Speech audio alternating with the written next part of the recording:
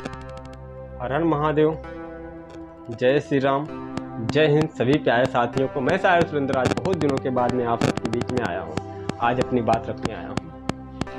जिस तरह से एक धर्म विशेष के लोग नुपुर शर्मा को टारगेट कर रहे हैं, हमारा ये फर्ज बनता है कि इसका जवाब देना। अगर मैं नहीं बोलता हूँ तो हमारी सबसे बड़ी कायरता होगी। मैं आज बोलूँगा, खुल के अपनी बात रखूँगा। जिन्हें विरोध करना हो मेरा करने दीजिए। आज मैं सच बताऊंगा, सच रखने बीच में आया हूं सभी के। सबसे पहले आप जाकिर नाइक को सुन लीजिए। The marriage was consummated at the age of 9. Now there are many consummated at the age of 9. She was married to the Prophet at the age of 6, and the marriage was consummated at the age of 9. Hazrat Aisha may Allah be with her. She was married to the Prophet at the age of 6, and the marriage was consummated. Science says there's a hadith in Bukhari that Prophet Muhammad, peace be upon him, married Hazrat Aisha may Allah be pleased with her at the age of 6 and consummated the marriage at the age of 9. आप सभी ने जाकिर नाइक को सुना, अब नुपुर शर्मा जी को सुन लीजिए आप। Stop insulting our religion. Otherwise, we are very capable of hitting them where it hurts. For example, they may want to call it a fawara as much as they want. Reality is, even the Supreme Court ordered protection of the immediate area. आजकल तो आपने देखा नहीं, सड़कों पे, अरे आप छोड़ो, तुम्हारे उड़ते हुए घोड़े, and earth is flat, जो कुरान में आके लिखा है बकायदा, उसका मजाक बनाना शुरू कर दूं। 6 साल की बच्ची से प्यार करके 9 साल में you having sex with her, इससे प्रॉफिट मोहब्बत है, बोलना शुरू कर दूं मैं। हाँ, earth is flat according to Quran 88:20। बकवास ना कीजिए, उड़ते हुए घोड़े पे बैठकर फोन हो जाइए।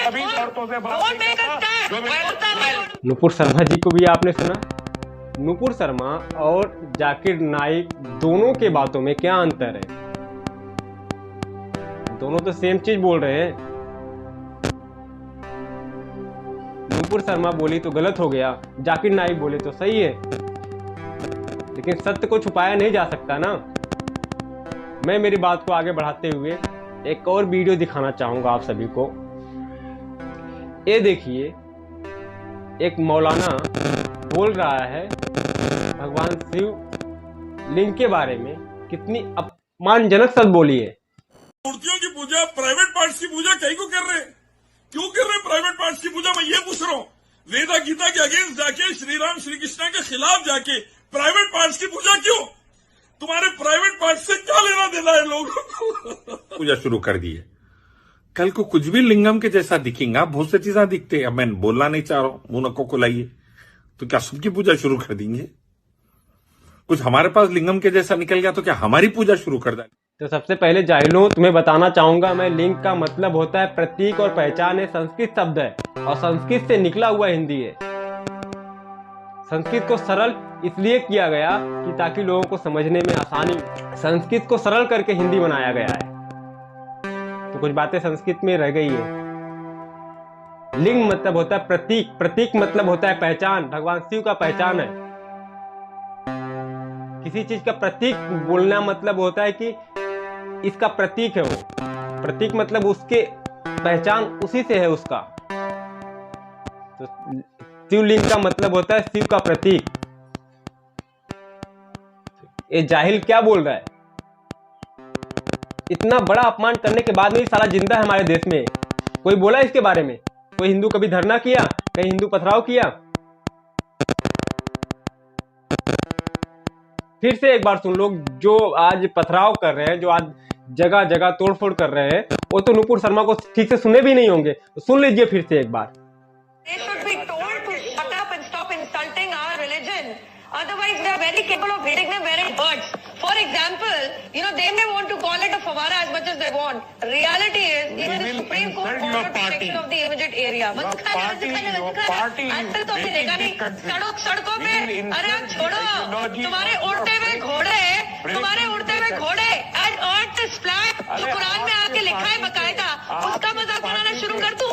6 साल की बच्ची से प्यार करके 9 साल में you having sex with her, इससे प्रॉफिट मोहब्बत है, बोलना शुरू कर दूं मैं। हाँ, earth is flat according to Quran 88:20। बकवास ना कीजिए। कुरान और हदीस दो अलग चीजें हैं। कुरान एक पवित्र ग्रंथ है जो कि जो भी कुरान में लिखा गया है, हर एक शब्द परमेश्वर अल्लाह का है। ठीक है, कुरान में जो भी लिखा है परमेश्वर अल्लाह का लिखा हर एक बोला हर एक शब्द है परमेश्वर अल्लाह का। कही गई हर बात कुरान में है। ठीक है, यहाँ पे अब मैं आगे बढ़ता हूँ। हदीस क्या है? हदीस वो चीज है, वो किताबें हैं जो मोहम्मद साहब के बोले गए शब्द हैं। यहाँ पे गलत तो कोई नहीं ठहराएगा ना मुझे, मैं गलत बोल रहा हूँ। हदीस वो किताबें हैं जो कि मोहम्मद साहब के बारे में लिखी गई हैं, मोहम्मद साहब के बारे में बताया गया है, मोहम्मद साहब का बोला गया शब्द है, वो हदीस है, ना कि कुरान। और कुरान में कहीं भी जिक्र नहीं है 5 वक्त के नमाज का, ये भी सत्य है। अगर 5 वक्त का नमाज अगर फॉलो करते इस्लाम समुदाय के लोग तो वो हदीस को ही मानते हैं। अगर वो हदीस को मानते हैं तो हदीस में ही लिखा गया है कि जब मोहम्मद साहब ने आयशा से शादी की, निकाह की, तब आयशा का उम्र मात्र 6 साल था। उसके बाद में जब वो 9 साल की हो गई तो उनका शादी पूरा हुआ। अब इससे ज़्यादा मैं खुल के नहीं बोलूँगा, बस इतना ही कहूँगा कि उनका शादी 9 साल की जब ऐसा हो गई तो उनका शादी पूरा हुआ। तो मेरे लिए एज मायने नहीं रखता कि मैं इस विषय पे कुछ बोलूँ, इस विषय पे टिप्पणी करूँ कुछ मैं। बस इतना कहूँगा जिस विषय को लेके देश में बवाल बचा हुआ है ये गलत है।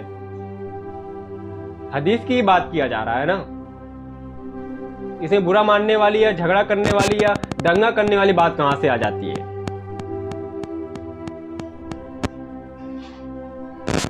सत्य को मानना चाहिए।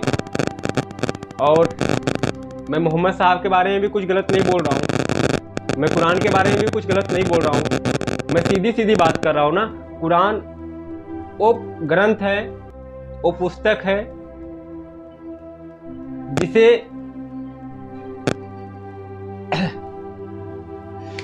मैं तो अपनी सीधी सीधी बात रख रहा हूँ ना तो मैं कुरान को गलत बोल रहा हूँ, ना मोहम्मद साहब को गलत बोल रहा हूँ। मैं सीधी सीधी अपनी बात समझाने की कोशिश कर रहा हूँ कि कुरान में लिखा हर एक शब्द जो है वो अल्लाह का लिखा हुआ है। ठीक है, परमेश्वर का लिखा गया है, ये बात को सब मानते हैं। और जो हदीस है, मोहम्मद साहब का जो शब्द है हदीस में लिखा गया है। इस बात से इनकार कैसे कर सकते हो?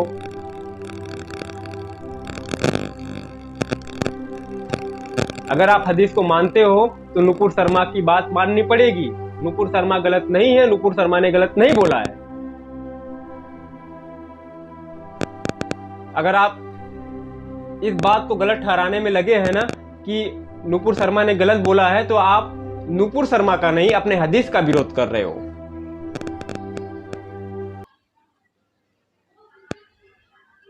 अगर आप हदीस को नहीं मानते तो 5 वक्त का नमाज का कुरान में कहीं भी जिक्र नहीं है। कुरान में जिक्र है, सूरा नंबर 9 आयत नंबर 5 में जिक्र है कि आपका पवित्र महीना रमजान खत्म हो जाए तो काफिरों को घेरो, उन पे हर तरह की घात करो। अगर वो इस्लाम कबूल करते हैं तो उन्हें जाने दो, अगर नहीं करते हैं तो उनकी हत्या कर दो। ये कुरान कहता है। कुरान कहता है कि अल्लाह के वजह कोई दूसरा पूजनी नहीं है, ये कुरान कहता है। कुरान कहता है कि मूर्ति पूजक अपवित्र हैं, ये कुरान कहता है। कुरान कहता है कि मूर्ति पूजक से, पूजकों से मित्रता मत करो, ये कुरान कहता है। और जो हदीस है वो मोहम्मद साहब का जो दिनचर्या था, जो मोहम्मद साहब की बातें थी, वो हदीसों में लिखा गया है। हदीस लिखने वाले कई लोग थे, जैसे कि अभी मोदी जी को ले लो, मैं बात करूं तो कि मोदी जी के बारे में लिखने वाले बहुत सारे लोग पड़े हैं, वैसे मोहम्मद साहब के बारे में लिखने वाले बहुत सारे लोग थे। तो जिन्हें जो समझ में आया, मोहम्मद साहब के जो विचार समझ में आई, उन्होंने एक हदीस के जरिए लोगों के बीच लाने की कोशिश की है। और यही सत्य है, इसे मानना पड़ेगा। सत्य को आप ठुकरा नहीं सकते हो। नुपुर शर्मा का विरोध कर रहे हो तो मैं मानता हूं कि नुपुर शर्मा का आप विरोध कर रहे हो, पर मैं जानना चाहूंगा, अगर आप नुपुर शर्मा का विरोध कर रहे हो तो यार अपने हदीस का विरोध कर रहे हो आप, जो कि हदीसों में लिखा गया है, आपके धार्मिक किताबों में लिखा गया है कि आयशा का शादी निकाह जो था 6 साल की उम्र में हुआ था। उसके बाद में जब वो 9 साल की हो गई, उनकी शादी पूरी हुई। किस तरह से होती है इसमें मैं बोलने नहीं जाऊंगा, तो इसमें गलत तो बोला नहीं है। जाकिर नाइक ने भी वही बोला, नुपुर शर्मा ने भी बोला, हदीसों में भी वही लिखा हुआ है। तो इसमें विवाद किस बात की है? विवाद किस बात की है? किसी बात की नहीं है। फिर ये देश विरोधी ताकतें देश को तोड़ना चाहती हैं, और इनमें जो इस्लाम समुदाय के लोग हैं, जो बहुत ही